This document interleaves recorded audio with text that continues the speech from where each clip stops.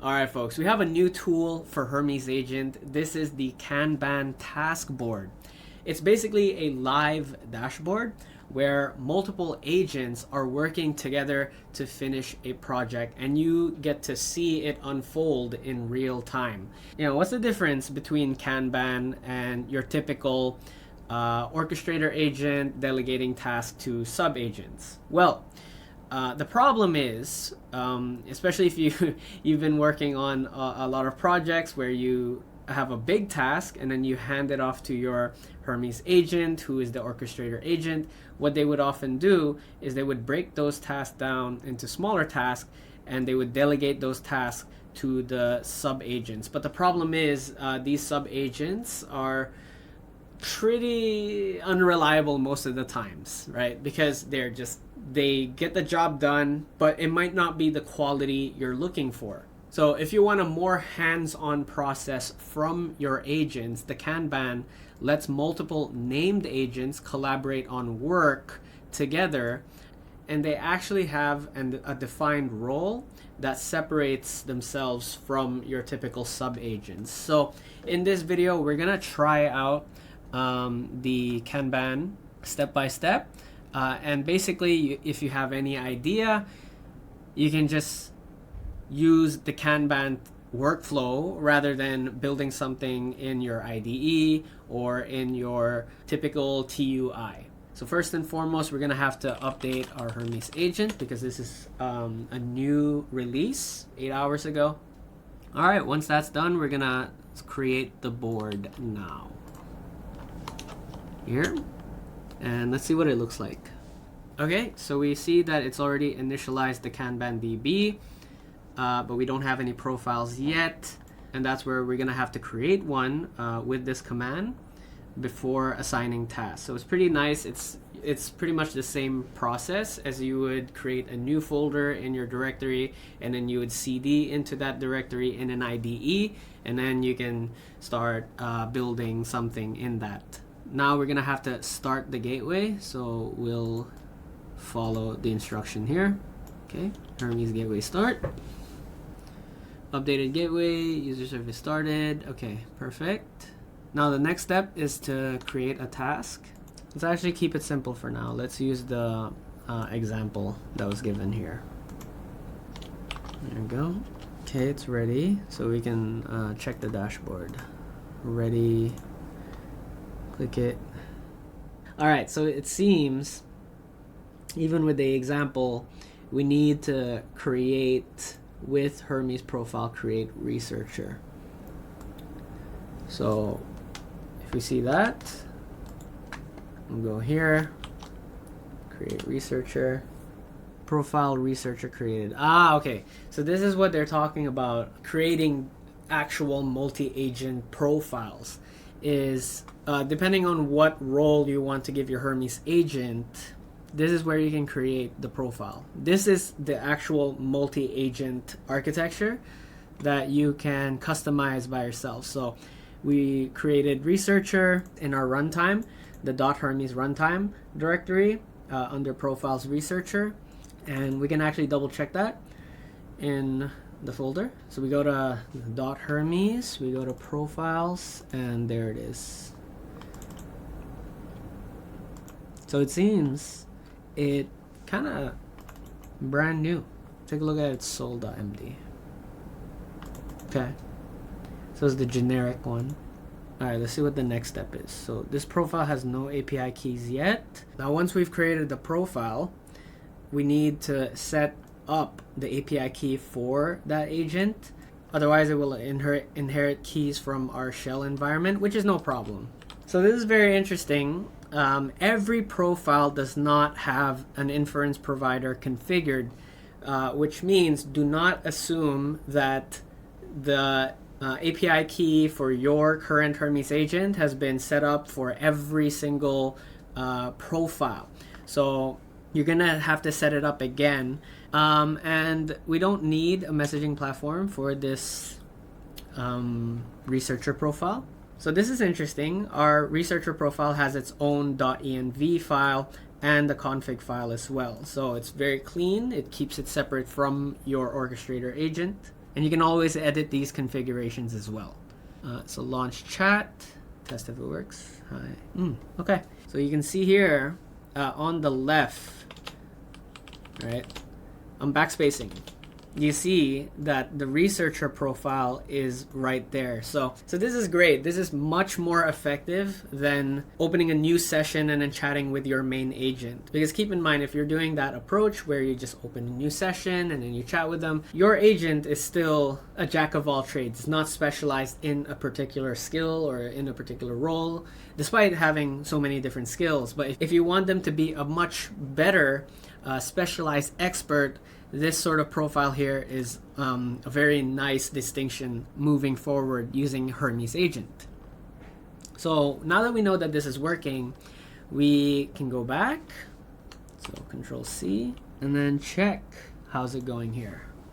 So we're scrolling down to the worker logs and see what is it doing. So it is in fact starting, it's making grep web searches for AI funding rounds 2024, 2025, using tools to research on the AI fundings.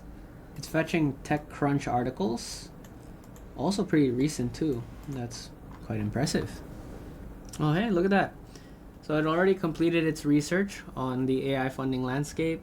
Run 14, previous 7 attempts all crashed. But the information looks very solid, yeah. And there we have it. We hit refresh and it went from in progress to done for this simple project, which is to research the AI funding landscape. Here, if we scroll all the way to the bottom, it gave us the report right here. And it's also up to date too. Even analyzed trends, made key observations, and metadata status as well. So I was in the process of synthesizing these findings into a structured report for the workspace when I hit the tool iteration limit. Yep, the data collected is current as of May 4th, 2026, sourced directly from TechCrunch's live AI category feed. The workspace is at home, okay, workspace, but I wasn't able to write the final report. Let's actually check if it is in fact in the workspace. Workspace. Lies. It's not there.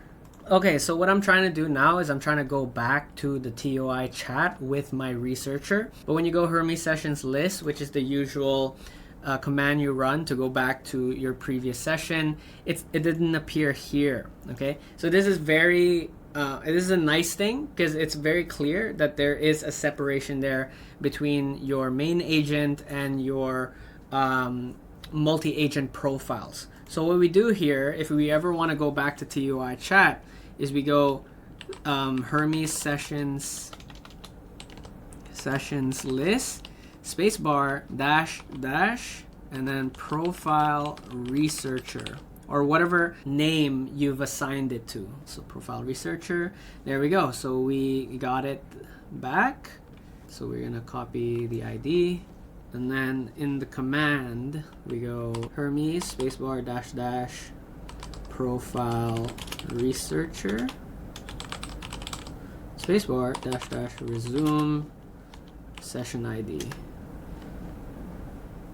So it's a lot of it's a lot of typing. It's annoying.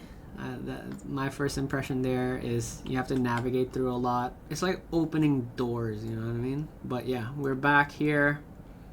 Researcher. So if there's problems with the Kanban, we can resume our conversation here in the TUI.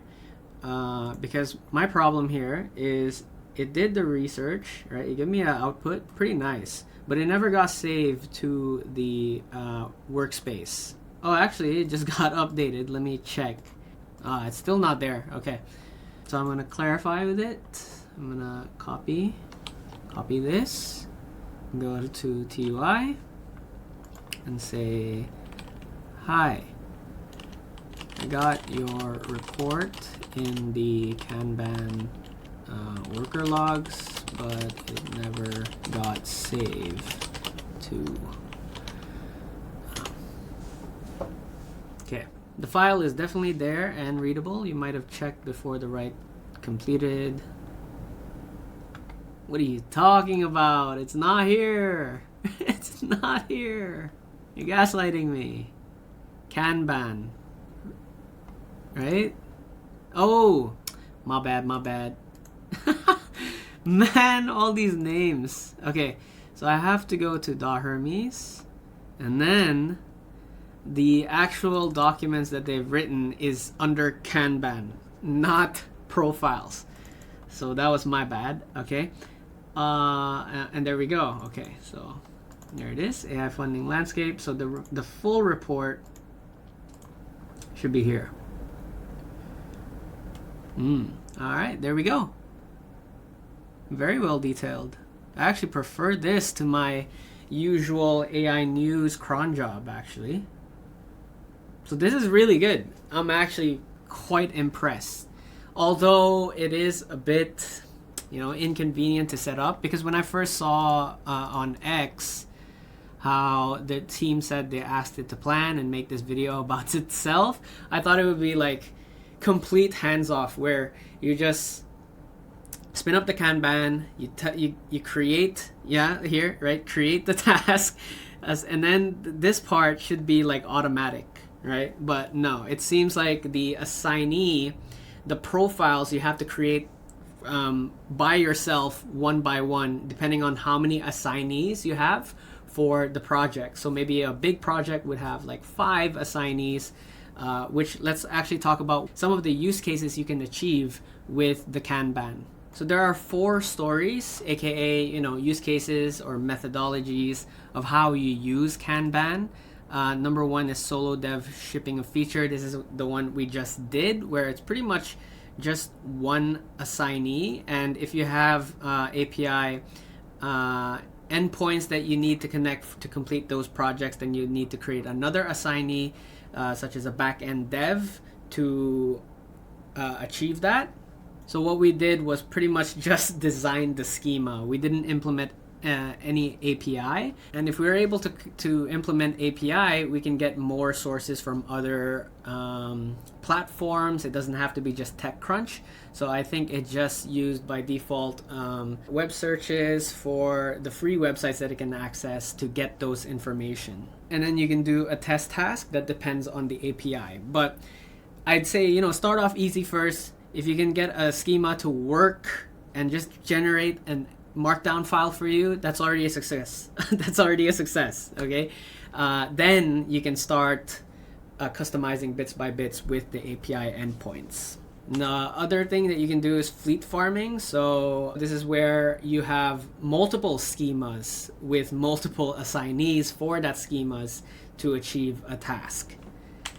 Then you have multi-role pipeline with retries. This is where it gets into like sort of N8N territory, where you can have nodes in your pipeline that you can test yourself, and if it fails, at least you can identify where it fails. And this is actually a good solution to vibe coding, because when you vibe code and something fails, it's somewhere in the middle where it fails, but it never shows you the full logs or the process of how it failed, right? And that was really the strength of N8N, because you know which specific node fails.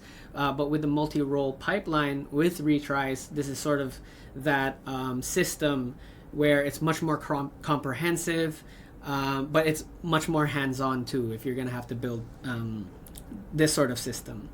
Then you have circuit breaker and crash recovery. This is an add-on to the story 3. But if you're a beginner, just focus on story 1. Then we can move on to story 2, 3, and 4, which we're definitely going to do in the future. We're going to try out using the Kanban task board to the max, because I think this is a really big game changer. I'm not saying it to hype it up, but this is much better than delegating tasks to your sub-agents, because the sub-agents are there to just hand in the homework. They're not really there for quality assurance. Even though your orchestrator agent does like QC, it's still not enough. Whereas this one, you can see they go really in depth to complete the task. All right, so if you find this video helpful, smash up that like button.